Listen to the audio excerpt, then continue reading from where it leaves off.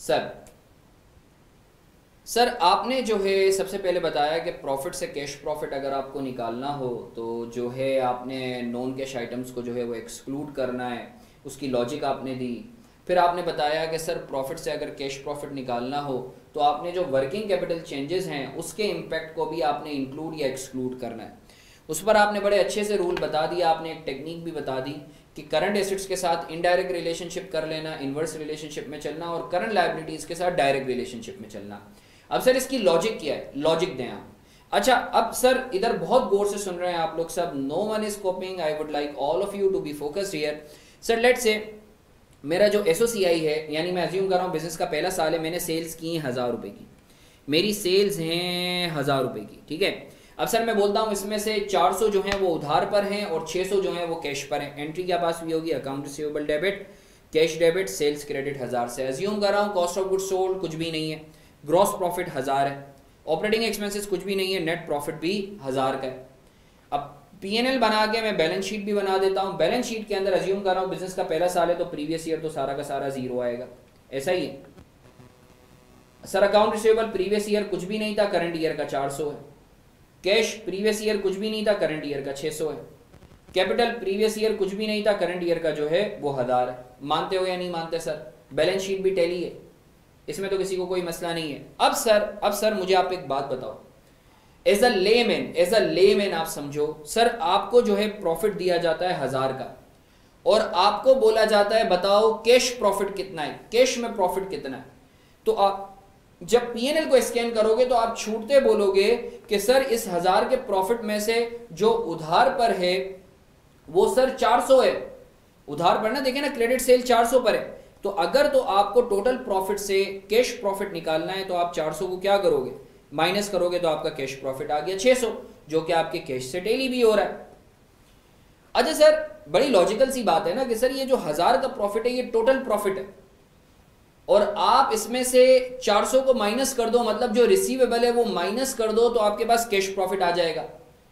अब सर मैंने जो आपको रूल क्या बताया था, सर मैंने आपको जो रूल बताया था जिसको मैं मैदे वाला तरीका भी बोलता हूं कि सर पिछले साल से अकाउंट रिसीवेबल बढ़ रहे हो, करंट एसेट्स बढ़ रहे हो, तो इसमें से कम कर देना, सही ना? यही रूल मैंने बताया था और लॉजिकल भी है। अब सर इसको आओ थोड़ा सा एक्सपेंड करते हैं, एनालाइज करते हैं। सर एक्चुअली ये जो प्रॉफिट है ना 1000 का, ये प्रॉफिट 1000 का जो बना है वो इसलिए बना है क्योंकि आपकी टोटल सेल्स 1000 थी। अब एक्चुअली ना सवाल में आपको टोटल सेल्स नहीं दी हुई होती, अभी तो आपको समझाने के लिए मैंने सेल्स दी नहीं है, बट सवाल में आपको टोटल सेल्स नहीं दी हुई होती और आपको चाहिए होती है कैश सेल्स। तो हम क्या करते हैं कि हम जो है क्रेडिट सेल्स को लिंक कर देते हैं अकाउंट रिसीवेबल से। इसका मतलब जितना ज्यादा रिसीवेबल होगा उतनी क्रेडिट सेल्स ज्यादा होंगी। तो अगर तो मुझे टोटल सेल्स में से कैश सेल्स चाहिए तो मैं क्रेडिट सेल्स को क्या करूंगा, लेस करूंगा। तो सर चूंकि सवाल में मेरे पास टोटल सेल्स नहीं दी हुई होती, मेरे पास सिर्फ प्रॉफिट दिया हुआ होता है और मुझे कैश सेल्स चाहिए होती हैं, to arrive at cash sales में क्या करता हूं, मैं अपनी क्रेडिट सेल्स को लिंक कर देता हूं रिसीवेबल से कि higher the credit sales higher would be the receivable. तो अगर तो मुझे टोटल सेल्स में से कैश सेल्स चाहिए तो मैं क्रेडिट सेल्स क्या करूंगा, माइनस करूंगा। और क्रेडिट सेल्स का मतलब क्या है, दूसरी तरफ आपका रिसीवेबल खड़ा हुआ होगा, इसका मतलब है higher the receivable higher would be the credit sales. तो अगर मुझे टोटल प्रॉफिट या टोटल सेल्स में से कैश सेल्स चाहिए तो मैं क्रेडिट सेल्स को अलगर्ज रिसीवेबल को क्या करूंगा, माइनस करूंगा।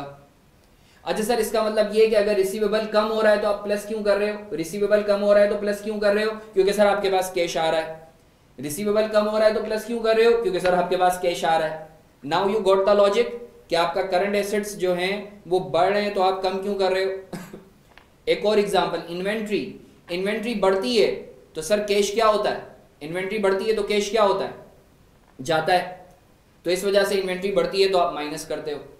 सर इन्वेंट्री कम हो रही है तो आप प्लस क्यों करते हो, क्योंकि कैश आ रहा होगा आपके पास। मानते हो या नहीं मानते, मानते हो या नहीं मानते सर, मानते हो या नहीं मानते। अच्छा सर किसी के दिमाग में एक सवाल आएगा, अच्छा सर इन्वेंट्री उधार पे खरीदी है फिर क्या होगा, सर इन्वेंट्री उधार पे खरीदी है फिर क्या होगा। तो मेरा बच्चा इन्वेंट्री एज्यूम कर लो उधार पे खरीदी है, बहुत गौर से सुनेंगे ये बहुत अहम चीज़ है।